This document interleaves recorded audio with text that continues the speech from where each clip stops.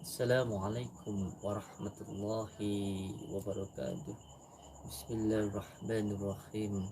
Alhamdulillahi rabbil alamin. Alhamdulillah segala puji bagi Allah. Malam ini saya dan kita semuanya masih diberikan kenikmatan nikmat sehat oleh Allah Subhanahu wa taala. Mari sama-sama kita syukuri nikmat sehat ini. Insyaallah sudah menjadi janji Allah. Apabila kita bersyukur, maka nikmat Allah ini akan ditambahkan. Maka sama-sama mari kita syukuri. Kita syukuri nikmat sehat ini. Insyaallah kita akan bahagia di dunia dan akhirat. Dan apabila kita bahagia, insyaallah badan pun akan menjadi sehat. Jadi kebahagiaan itu bukan yang ada di luar dari diri kita, tetapi yang ada di dalam diri kita. Melihat anak-anak sehat, istri sehat, itu pun sudah kebahagiaan yang luar biasa.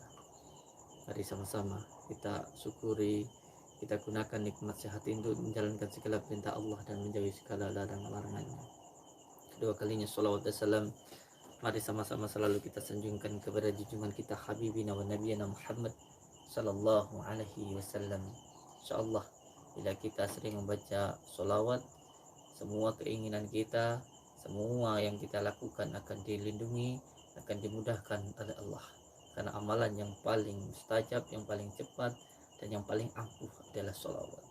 Jadi ketika kita bersolat, insya Allah hati akan menjadi tenang dan tentram. Tidak awah, tidak goyah dengan semua hal yang ada di luar dari diri kita. Pokoknya yang penting insya Allah dengan kita bersolawat hati menjadi tenang. Seperti huruf alif yang tegak, tanpa awah, tanpa goyah, dengan semua hal yang ada di luar dirinya. Sangat indah apabila diberikan kesusahan akan sabar, dan apabila diberikan kemudahan akan bersyukur. Udah nikmat sekali nanti hidup kita insya Allah. Dan yang ketiga kalinya, untuk saudara-saudaraku, mari kita hormati, kita sayangi orang tua kita. Karena apa? Karena pusaka yang paling ampuh di dunia ialah orang tua kita. Hidup kita mau bahagia atau tidak tergantung bagaimana kita ke orang tua kita. Jika ingin bahagia, maka bahagiakanlah orang tua kita. Insya Allah hidupnya dengan akan bahagia. Jadi orang tua, Rasulullah, dan Allah ini adalah satu kesatuan, tidak bisa dipisah-pisahkan. Insya Allah. Allahumma sholli ala Muhammad.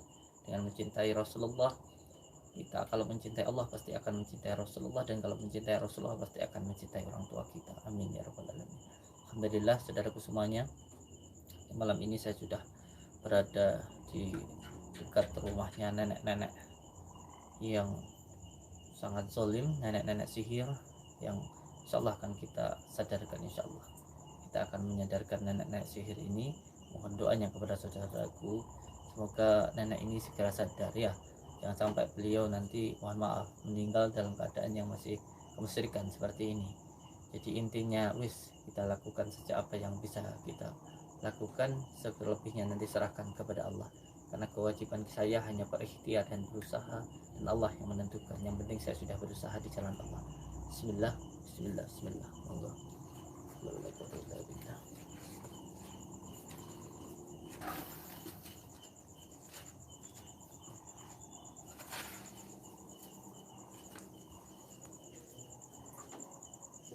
Kula nuwun. Nek. Nggih, wis lemebet.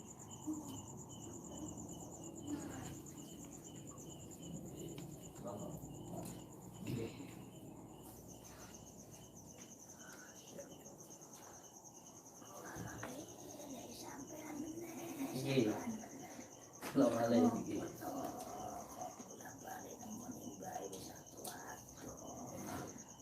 Kula lek dereng kewajiban kula niki dereng mantun. Kalau apa yang saya lakukan ini belum tuntas, ya saya masih tetap melakukannya.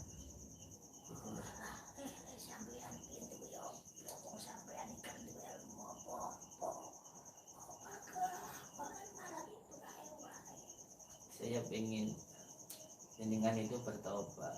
Kami kan sudah berumur, kita tidak tahu umur, tapi ketika sudah berumur, jadi kalau sampai tidak ada terus masih dalam keadaan seperti ini kan jadi intip neraka gitulah. Ya saya juga tidak tahu apakah nanti saya masuk surga dan neraka, cuma saya mengingatkan jenengan, saya memang tidak punya apa-apa, Tapi kewajiban saya untuk menasihati sesama hamba Allah.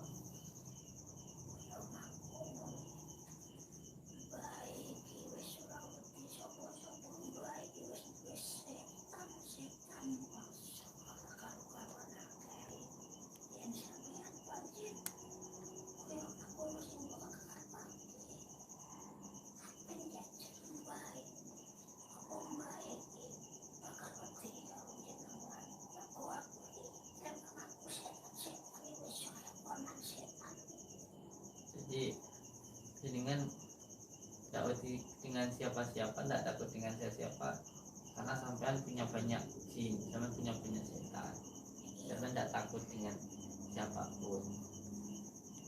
Tapi sampean harusnya takut dengan Allah.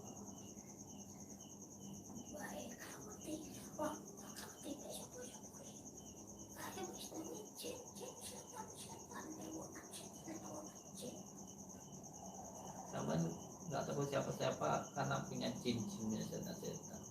Dan terus kalau sampai nanti meninggal, gantian sampai dikerjakan disuruh bantuin jin sampean yang punya itu. Saya mau tanya, emang jin-jin sampean itu, setan-setan sampean itu gunanya itu buat apa sih?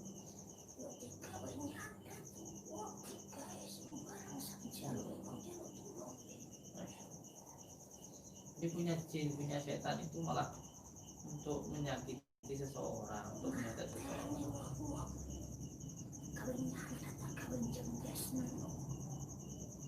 Sebenarnya sampean itu bukan mempunyai, bukan malah sampean itu menyuruh. Sebenarnya sampean itu malah disuruh oleh jin-jin itu, oleh setan-setan itu. Sampean itu di akidahnya sampean itu dibelokkan, sampean itu dijadikan alat oleh jin-jin itu sebenarnya.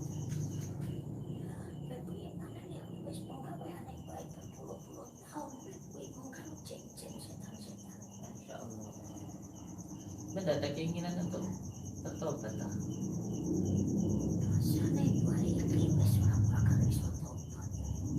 Sampai apa mentang-mentang sampai tidak pernah ada yang ngalahin sampean, mentang-mentang sampean itu merasa diri sampean paling sakti, terus sampean tidak ada keinginan untuk bertobat, sampean merasa diri sampean itu hebat itu dah.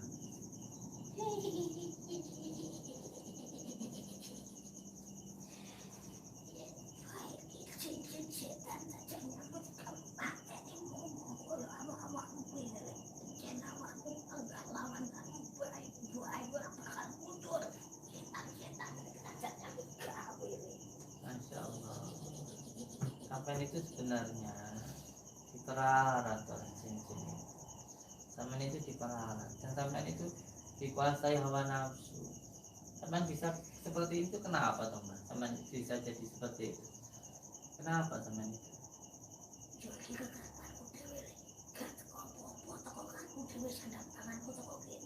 Pasti sampean dulunya itu disakitin orang.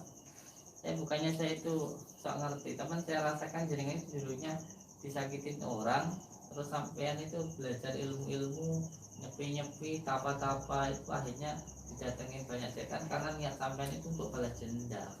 Akhirnya sampean jadi seperti ini. Jangan diturutin sakit hati jenengan itu. Aku pancen balas dendam.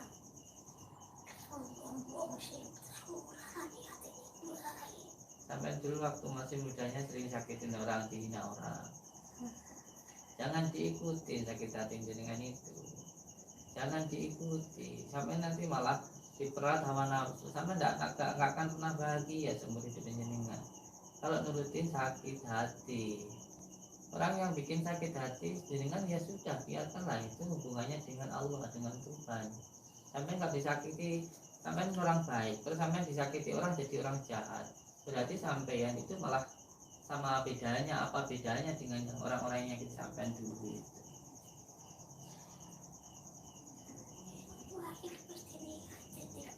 Sampean mestinya jadi orang jahat malahan.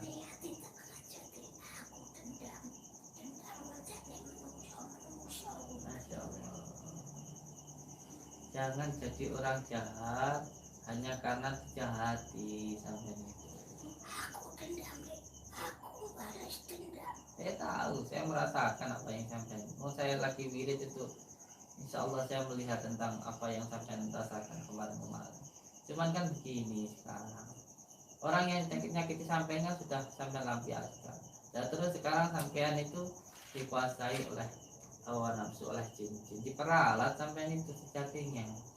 Saya bukannya saya sombong. Kalau saya mau datang, sampean langsung saya habisi. Tapi saya tidak melakukan itu karena saya ini tidak mau sampai nanti posisinya meninggal masih dalam seperti ini. Saya ingin jenengan itu bertobat. Sampai itu bertobat. Sudahlah, jangan diturutin terus.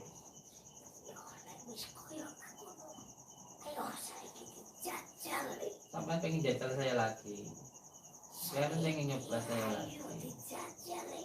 Sampai ini nggak bertobat-tobat itu karena sampai nggak pernah ada yang ngalahin. Sampai merasa paling sakti bisa bunuh siapapun. Saya tidak ingin sampai takut sama saya. Saya kesini itu karena saya ingin jangan itu bertobat. Bukan sampai takut dengan saya. Sampai tetap berani lawan saya.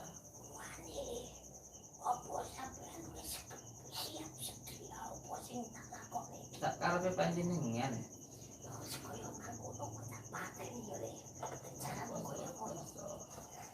Monggo Ayo saiki kok piye?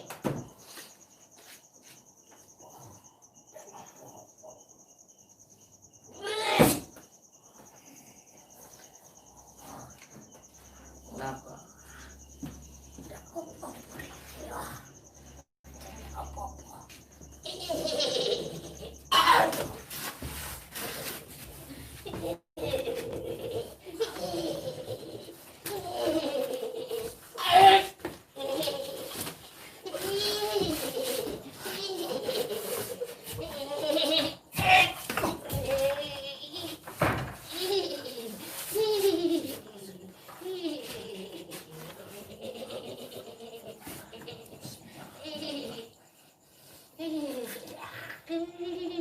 Allahumma salli wa sallim wa barik ala sayyidina Muhammadin nuril jati wa sirri fi sa'iril asba'i wa syifati wa ala alihi wa sahbihi wa sallim. Allahumma salli ala Muhammad wa ala ali sayyidina Muhammad. Yen ngapura niki ilmune sampean kula takut.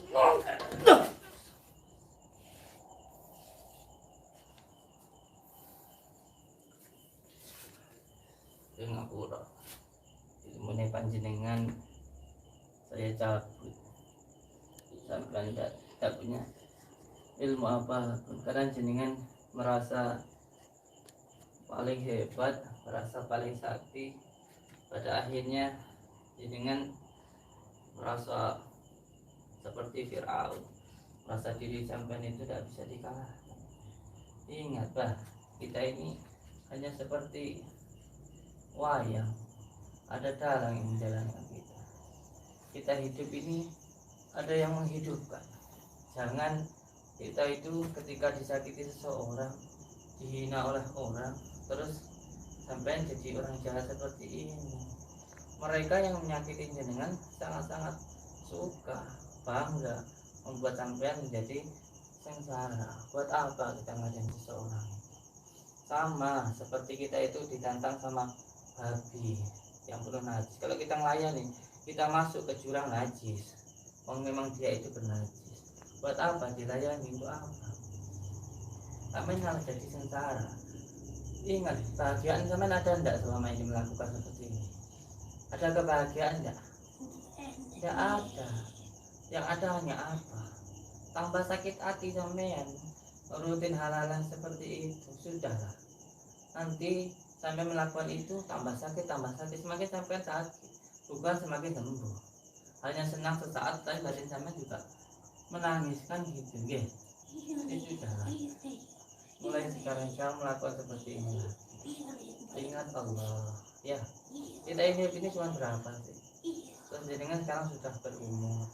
Jangan sampai jenengan nanti meninggal dalam posisi dalam keadaan yang penuh kemusyrikan, ya. Ingat, Allah itu maha pengampun. Ustaz, kalau jenengan mau tobat, Allah itu maha pengampun. Setiap waktu Allah itu selalu menginginkan kita itu mendekat. Ya, jadi ya sudah. Ya, walaupun dengan berbuat salah, tidak apa-apa. Terus coba untuk lakukan sholat, taubat ya, tidak apa-apa. Allah itu maha pengampun. Iya, tak tompo, tak tompo. Orang biar ya sepil baik-baik musuhkan. Ampun. Ya, saya minta gitu saja Mbak. Sudah jangan dilakukan lagi dan insyaallah Allah tuh maha pengampun ya. Insyaallah nanti Allah tuh lebih suka kepada hambanya yang ketika melakukan taubat, melakukan kesalahan terus segera bertaubat. Allah tuh maha pengampun, maha penyayang. Jadi Allah tuh lebih suka kepada orang yang walaupun dosa kita banyak, tapi kalau kita bertaubat Allah tuh maha pengampun. Itu Allah lebih suka daripada kita berbuat baik tapi sombong. Jadi jenengan dan saya itu sama. Mari sama-sama wis sekarang mohon ampun kepada Allah dan semua hal-hal yang buruk seperti kemarin jangan dilakukan lagi. Baik janji, ampun. Saya itu nggih, boten ngapa ingatan iki mulai nggih. Masalah hati kemarin yang dendam nanti dibantu dengan istighfar, astagfirullahaladzim. Nanti hatinya jadi bersih. Belajarlah untuk memaafkan. Jadi begini Bang, sedikit yang saya pahami bahwa ketika kita dikatakan disakiti oleh orang, contoh ketika jenengan dikatakan bodoh oleh orang, kalau kitanya tidak menerimanya, nanti akan kembali kepada yang mengatakan. Perkataan buruk itu akan kembali kepada yang mengatakan. Ketika jenengan dikatakan bodoh dan sampean tidak marah, maka yang mengatakan bodoh nanti akan dihinakan oleh Allah dan sampean akan dinaikkan derajatnya oleh Allah. Jadi ilmu tasawuf itu seperti itu, ilmu cinta. Sudah, tidak apa-apa orang mengatakan apapun tentang diri jenengan, terus itu pandangan manusia tidak usah dipikirkan. Yang penting hidup kita sekarang baik di mata Allah. Jangan cuma karena dikatakan begini begitu oleh orang terus kitanya tidak berbuat baik, jangan. Tidak usah dipikirkan perkataan orang ya. Yang penting kita baik sama orang. Dia jahat biar dia jadi urusannya ya. Belajar untuk memahami ilmu hikmah ya. Insyaallah nanti saya bantu jenengan ya. Kalau mau ya. Insyaallah. Atur suwun. Sebaik janji kapal baik sakit. Saya setuju. Dan tidak ngalakan yang kembali ya. Insyaallah. Janji baik ampun. Buatan macam dengan ampun mantan insyaallah nggih. Ya sampun nek ngoten jenengan insyaallah kalau sudah tidak melakukan lagi insyaallah ini juga untuk kebaikan sama sendiri, bukan untuk saya. Saya tidak dapat apa-apa. Sampai ketika berbuat baik sejatinya kebaikan itu untuk diri jenengan, bukan untuk Allah. Allah tuh tidak butuh kebaikan kita yang butuh Allah. Sejatinya semua manusia melakukan keburukan itu nanti yang rugi manusia itu sendiri. Kenapa Allah melarang dan memerintah? Karena Allah punya sifat rahman, Allah punya kasih sayang terhadap makhluknya. Biar kita ini tidak sengsara, sampai kan sengsara sejatinya hidupnya. Susah sampean malahan, bukannya bahagia, susah. Jadi larangan itu untuk diri kita, perintah itu juga untuk kita. Sholat kita dilarang untuk melakukan perbuatan keji, musyrik, menyakiti orang seperti ini. Itu bukan untuk Allah, itu untuk diri jenengan sendiri, bukan untuk Allah. Contoh Pak, gampangnya saya begini Pak. Ketika contoh seseorang melakukan semuanya minum, orang dilarang minum itu bukan untuk Allah. Kita dilarang minum ini biar badan kita sehat, biar pikiran kita tidak dibuat gila, tidak dibuat sakit. Jadi Allah melarang itu untuk manusia itu sendiri, bukan untuk Allah. Okay? Jadi saya mohon dengan saya berkata seperti ini dengan ikhlas.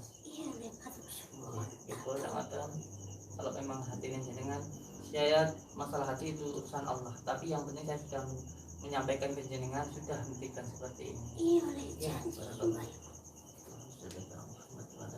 Kalau maksud dia, bukan jenengan saestu tobaté. Sekarang monggo sampean perbaiki wis, lakukan taubat. Nggak ada ceritanya orang yang melakukan taubat itu nggak diterima. Yang penting taubat dan nasuha diterima oleh Allah. Saya pulang dulu ya. Untuk sebelumnya semoga jenengan benar-benar jadi manusia yang baik ya.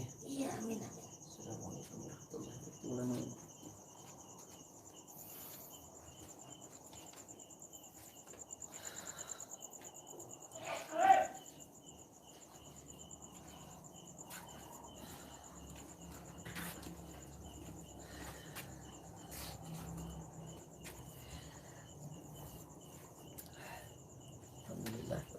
alamin. Terima kasih saudara-saudaraku semuanya. Terima kasih atas doa-doanya, dan terima kasih, semoga Allah Subhanahu wa taala selalu menjaga diri panjenengan dan juga menjaga kami, dan mohon doanya untuk santri-santri Padepokan Nur Cacitati Sholawat Sirri ala Juni. Semoga kita semuanya selalu dalam lindungan Allah Subhanahu wa taala.